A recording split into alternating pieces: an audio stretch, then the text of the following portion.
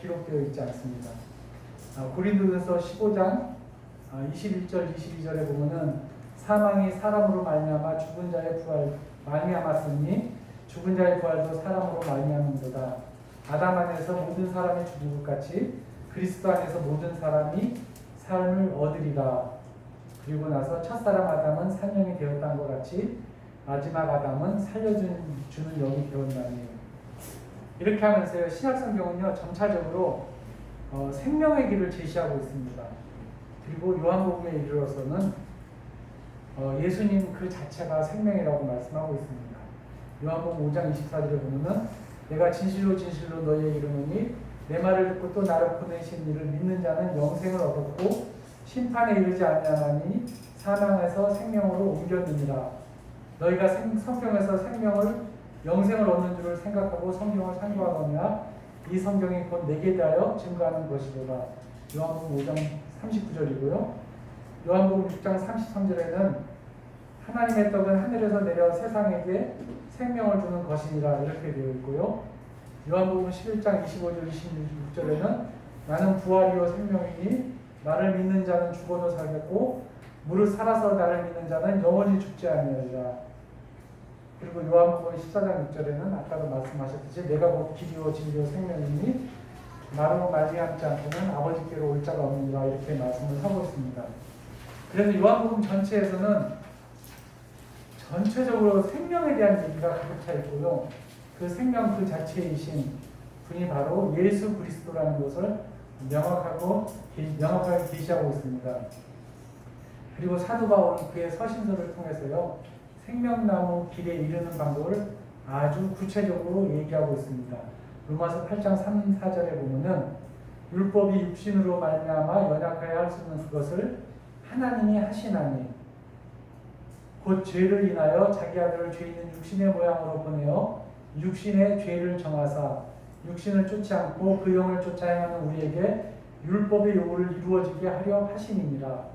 무슨 말이냐면은 예수 그리스도를 믿음으로 인해서 그 예수 그리스도가 우리 죄를 위해서 십자가에 못 박혀 죽으셨다는 것, 그것을 믿음으로 인해서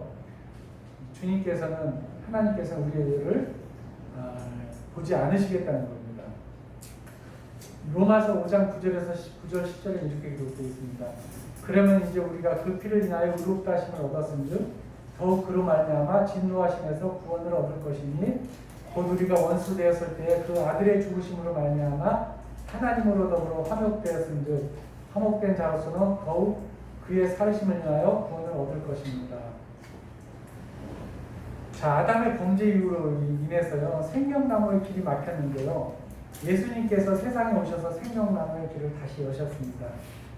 첫사람 아담에게는 하나님께서 말씀하시기를 동산 각종 나무의 실과는 내가 임으로 먹되 선악을 알게 하는 나무의 실과는 먹지 마라. 내가 먹는 날에는 정령 죽으리라고 하셨는데요, 마지막 아담인 예수님에게는 뭐라고 말씀하셨냐면 예수님이 아버지여 할 만하거든 이 잔을 내게서 지나가게 하옵소서 라고 말씀을 하셨을 때, 기도하셨을 때 하나님께서는 아담 안에서 죽은 모든 사람을 살리기 위해서요, 너는 그 잔을 마시라고 하셨습니다. 예수님에 대해서요. 그래서 십자가의 것을 대신 받음으로써 그 사망의 저주를 푸셨고요, 그 약속의 보증이 되기 위해서 예수님께서는 부활하셨습니다.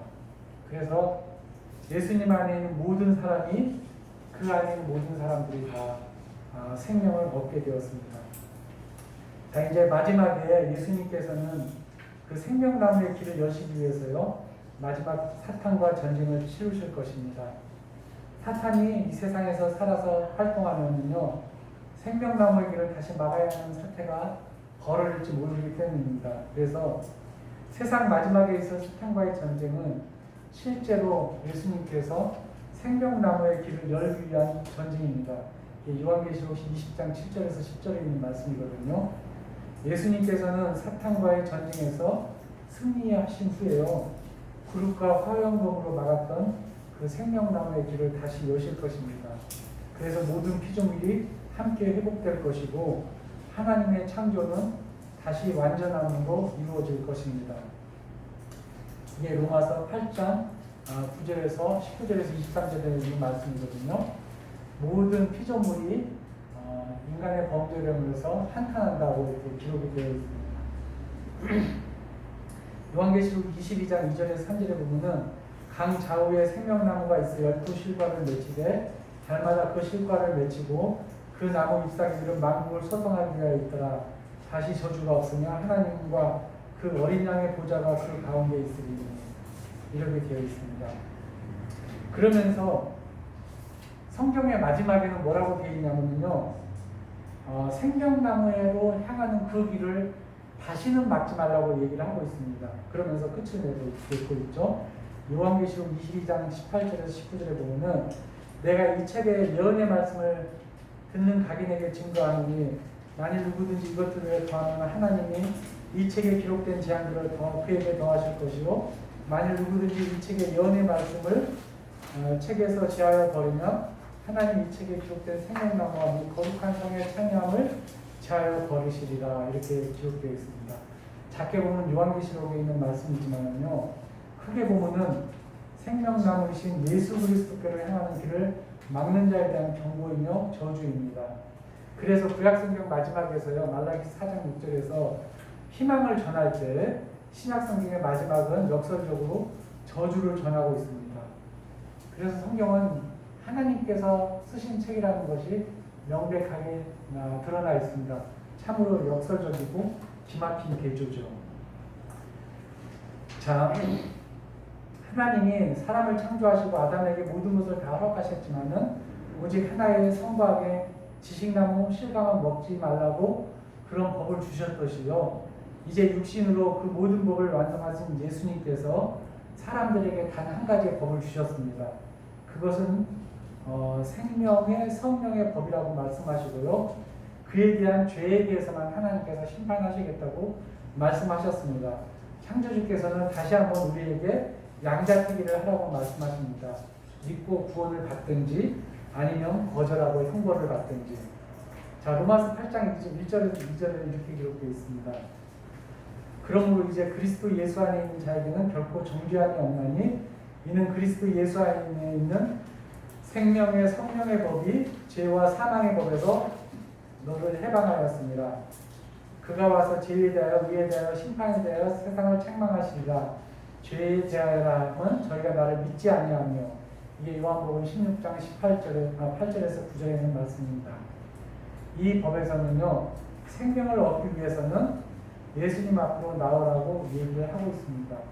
이 법은 어린아이도 지킬 수 있는 아주 쉬운 법입니다.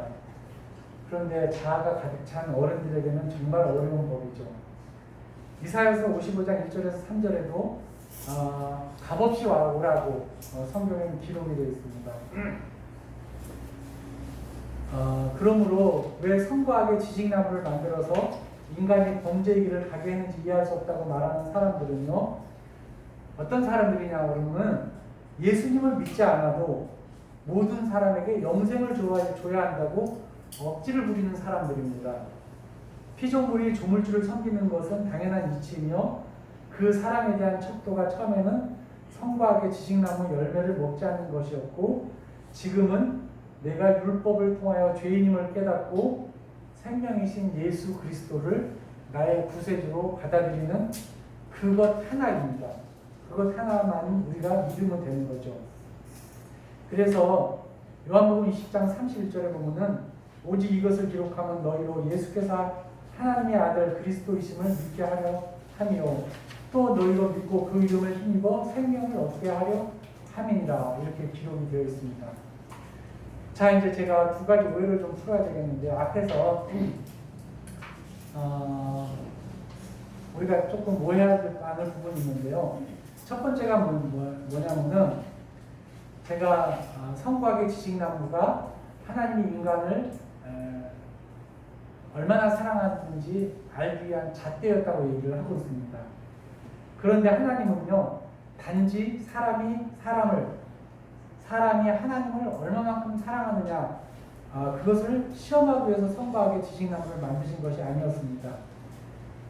하나님을 진정으로 하나님은 진정으로 사람을 사랑했기 때문에요. 올바르게 선과악을 판단하고 많은 지식을 갖추어서 하나님과 같아지시기를 원하셨습니다. 즉 하나님 안에서 선과 악을 판단하기 위해서는 당연히 이 나무의 열매도 먹어야 됩니다. 왜냐하면요, 고린도전서 6장 3절에 이렇게 되어 있습니다. 우리가 천사를 판단할 것을 너희가 알지 못하느냐? 그러하거든 하물며 세상 일이랴. 사람은, 우리 인간들은 천사도 판단할 수 있고 천사도 그들의 잘잘못을 가르칠 수가 있습니다. 그런데 순서가 있습니다. 선과악의 지식나무를 열매를 먹기 위해서는 먼저 하나님 안에서 순종하는 것부터 배워야 합니다. 그런데 동산에는 하늘에서 쫓겨난 사탄이 자리하고 있었고 그의 후임에 빠져 지식나무 열매를 먼저 먹었기 때문에 우리가 생각하고 행동하는 모든 것이 모든 의가 사탄에게 속하게 됩니다. 성도님들 예를 하나 들어볼게요. 제가 딸이 둘이 있습니다. 딸이 둘이 있는데 고등학교 때까지 제가 제 딸한테 풍금을 명했습니다. 9시까지 들어오라고요. 아마 여기 형제님들이나 자매님들은 따님에 대해서 그런 풍금을 명했으라고 생각을 합니다. 네가 마음대로 놀아도 되는데 저녁 집에 귀가 시간만큼은 9시 또는 10시까지 지켜라 하고 얘기를 할 겁니다. 많은 자녀들이 거기에 대해서 지키려고 하지만은 때때로 지키지 않는 자녀들도 있습니다. 그런데 자녀들이 어느 정도 나이를 먹고 크게 되면은 30살이 먹고 그렇게 되면은 부모들이 그 통금을 폐지합니다. 그렇죠? 똑같은 이치입니다. 선과 악의 지식나무도 하나님께서 그냥 쓸데없이 창조하고 단지 나를 얼마만큼 사랑하는지 그것을 가늠하기 위해서 창조하신 것이 아니라요. 하나님께서는 나중에 인간들이 하나님과 같은 그런 지식을 갖기를 원하셨어요. 왜냐하면 우리가 천사들도 판단해야 되기 때문에 그런 것이죠. 그런데 우리가 먼저 사탄을 먼저 알아버렸기 때문에 우리는 우리의 판단은 하나님의 입장에서 판단하는 것이 아니라 우리의 판단은 모두 사탄의 기준에서 판단을 하게 됩니다. 그래서 욥기 35장 8절에 이렇게 되어 있습니다. 내 악은 너와 같은 사람이나 해할 바람이요 내 의는 인생이나 유익하게 할 뿐이다. 우리가 행하는 모든 선악하는 것은 인간이나 해하고 인간이나 유익하게 할 뿐이라는 것입니다. 하나님하고 아무런 관련이 없다는 것이죠. 자, 출애굽한 이스라엘이 광야에서 금송아지를 만들어 우상숭배했을 때요, 레위파 사람들이 우상숭배한 사람 3,000명을 죽인 사건이 있었습니다. 이것은 도덕적으로 볼 때 명백한 집단 학살이겠죠. 현 시대에 이런 일이 일어났다 그러면은요, 광신도라 할 것이고 아마 그리스도인들조차도 이것을 용납하지 않을 것입니다. 왜냐하면 이슬람의 지하드가 그러한 판단으로 자신들의 학살을 합리화하고 있기 때문입니다. 그러므로 우리의 선악간의 판단은 모두 누구를 기준으로 이루어져야 되냐 그러면은 하나님, 그러니까 조물주이며 절대자인 하나님의 기준으로 이루어져야 됩니다. 그래서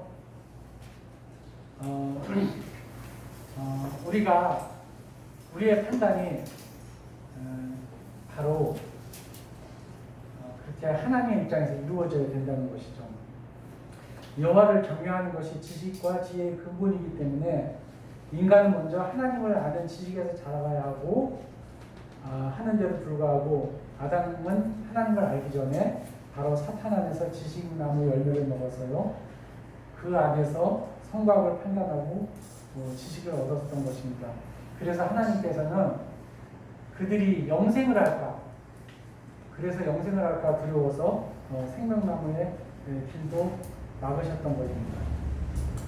자, 이제 두 번째 오해를 풀겠습니다. 두 번째 오해는 뭐냐면은 아까 말씀드리기를 아담과 하와가 성과하게 지식나무 열매를 먹었기 때문에 구약 성경이 죽음의 책이라고 얘기를 하고 했습니다. 그런데 하나님은 여자의 후손이 와서 사탄의 머리를 상하게 할 것이라고 하시면서 그 죽음의 책, 죽음을 기록한 그 창세기 3장에 다시 생명의 코드를 부어 넣으셨습니다. 이처럼 하나님은 구약 성경을 온전히 죽음의 책으로 두시지 않으셨고요.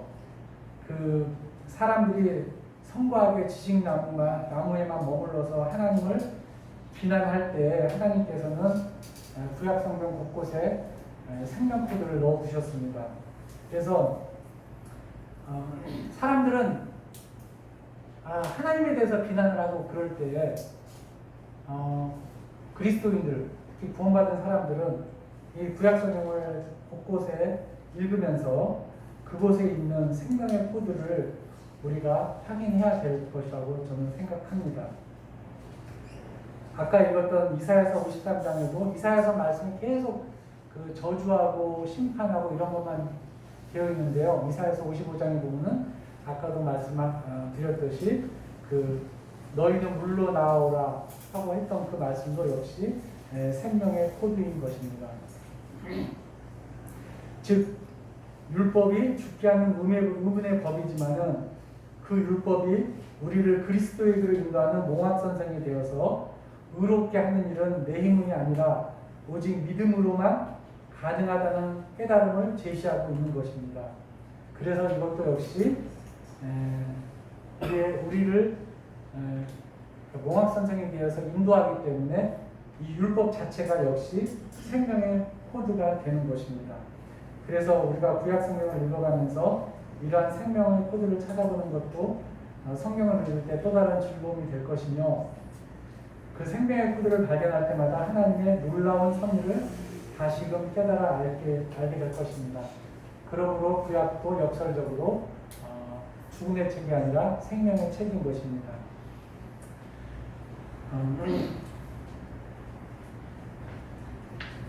시간이 이제 거의 다 됩니다.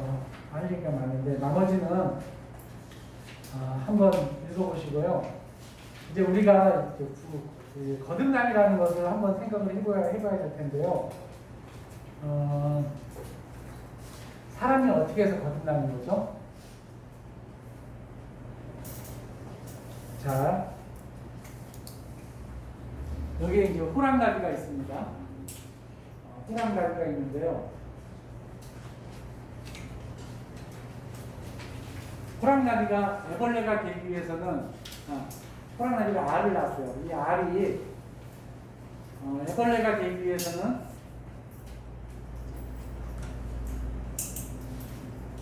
이걸 우리가 이제 부화를 한다고 그러죠. 애벌레가 다시 또 성충으로 되죠. 애벌레는 이제 번데기 과정을 겪습니다. 이거를 우리는 용화라고 얘기를 합니다. 용화. 그리고 번데기가 다시 호랑나비가 됩니다. 이거를 우리는 우화라고 합니다. 우화. 그 다음에 매미가 있습니다. 매미가 있는데 매미도 알에서 애벌레가 되고요. 부화를 하고요. 여기서 다시 매미는 이제 이거는 이제 뭐죠? 뭐죠? 이게 군뱅이죠, 군뱅이.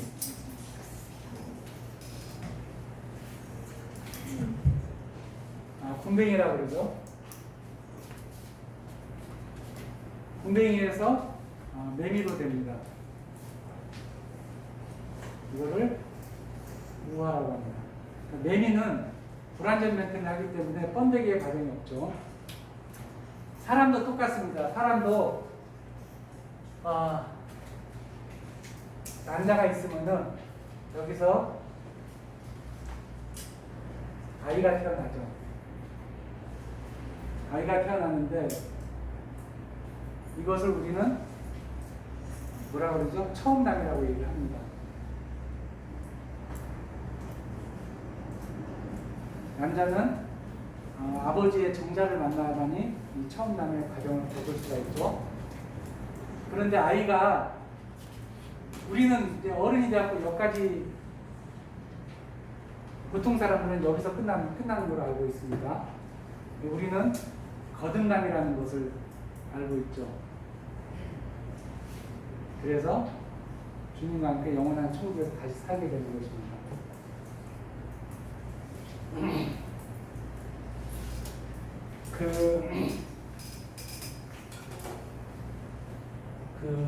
애벌레가 호랑나비 애벌레가 굉장히 많은 알을 낳는데 여기서 부화하는 것은 다 부화를 하지 못합니다. 많은 알에서 죽게 되고요.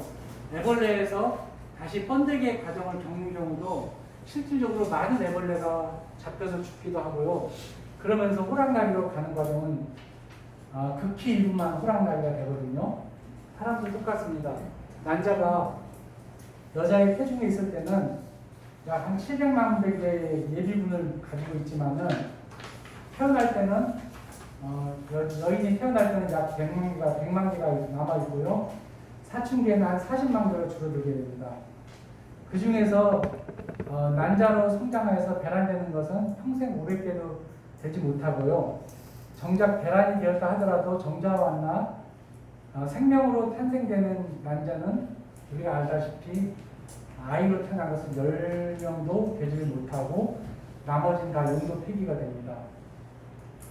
정자일시 한 번에 3억 개가 난자를 향해서 달려가지만은 겨우 하나만 난자를 만나서 수종을 하게 됩니다.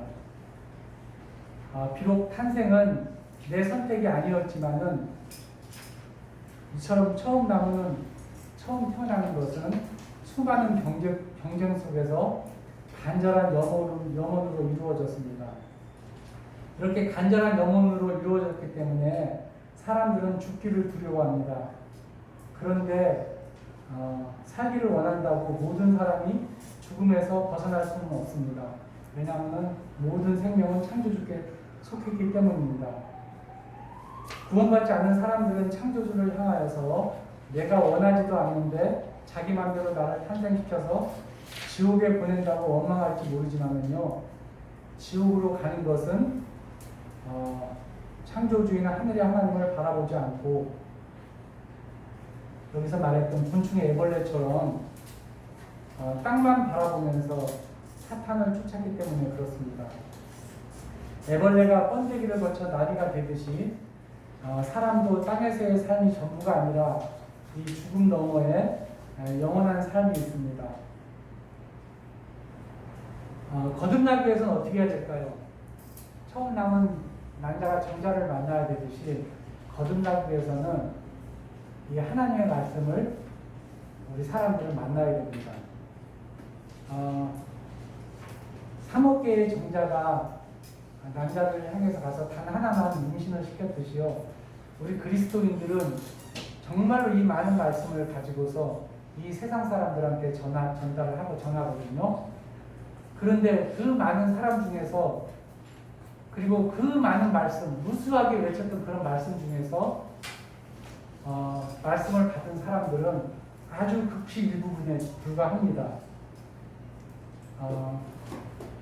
그렇듯이 거듭남이라는 것은 이처럼 쉬우면서도 정말로 쉽지만은 이처럼 이렇게 어려운 것입니다. 진시황제는 영원히 죽지 않은 불로초를 구하기 위해서 온 세상을 두루 돌아다녔는데요, 그 불로체가 바로 이 성경인 것입니다.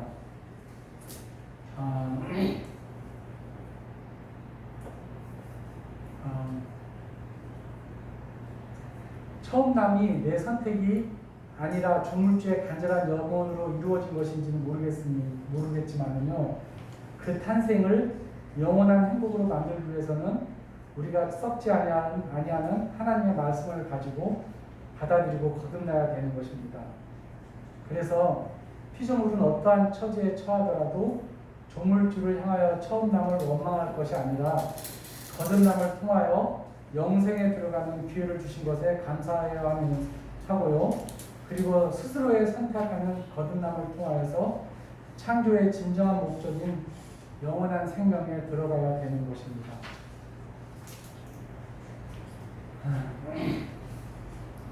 마지막으로 말씀 하나 읽어서 마치도록 하겠습니다. 나머지 부분 좀 읽어보시고요. 시편 119편 119편 한번 읽어보겠습니다.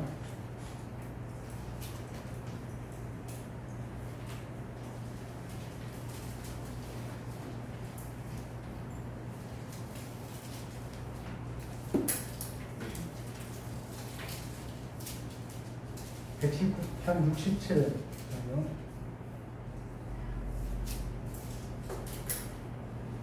제가 읽겠습니다.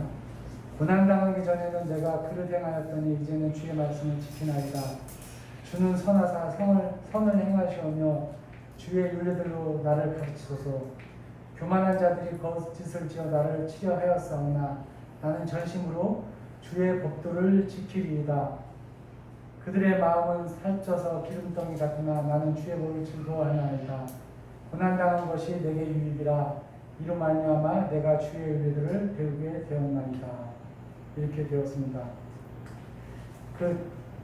다시 말하지만 창조주의에서 인으로 주어진 첫 번째 삶은 굉장히 짧습니다. 내 선택으로 이루어진 것도 아니죠. 그런데 나의 선택으로 주어지는 두 번째 삶, 내가 구원을 받는 것도 내 선택이고 내 선택으로 이루어지는 것이거든요. 그런데 나의 선택으로 주어진 두 번째 삶은 아주 영원한 삶이기 때문에요. 창조주를 향하여서 첫 번째 탄생을 원망하거나 왕자나 부자로 탄생시키지 않았다고 푸념할 필요가 없습니다.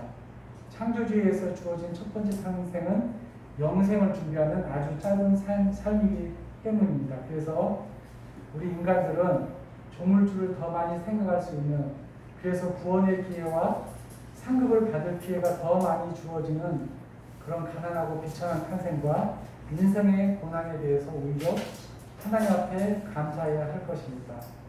그래서 인생은 맨 마지막에 있듯이 B와 D 사이에 있는 C이죠. 그래서 B는 뭐냐면 버스, 그 다음에 D는 대수입니다. 그래서 C는 뭐냐면 세상에 없어질 것에 대한 허점 도전, 챌린지를 하기 위해 어떤 위기를 맞지만은 성도를 만나 대화하여 자신을 변화시키고 영생의 길을 선택하여 구원의 기회를 잡는 그러한 것입니다. 이것이 바로 인생이라는 것입니다. 그래서 성도님들은, 제가 이 말씀을 오늘 드리는 것은 무엇이냐면, 성도님들은 여기 다 구원받고 이 자리에 왔고, 오늘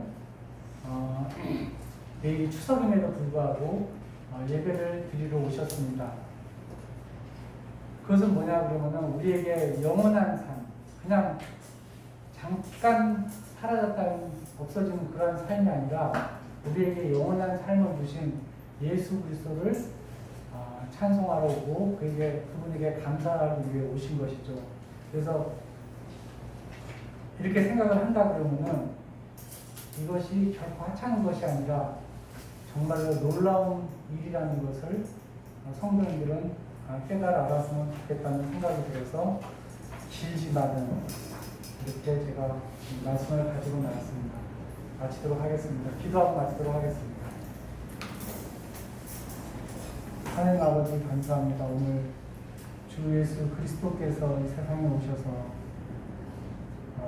어떤 일을 하고 가셨는가, 그리고 하나님께서 주 예수 그리스도를 이 세상에 왜 보내셨는가 하는 것에 대하여 저의 짧은 지식으로 성도들에게 말씀을 전했습니다. 하나님 아버지, 주께서 주신 이 선물은 결코 하찮은 것이 아니라 정말로 창조주께서 자기 목숨을 버려서 우리에게 주시려던 선물이라는 것을 우리가 알고서 이 선물에 대해서 감사하고 오직 주님께 대한 그러한 소망을 간직하고 살아가기를 주님 앞에 간절히 기도드립니다. 오늘 함께 하신 성도님과 그리고 이 말씀 가운데 함께 계신 하나님께 감사드리며 이 모든 말씀 우리 주 예수 그리스도 이름으로 기도합니다. 아멘.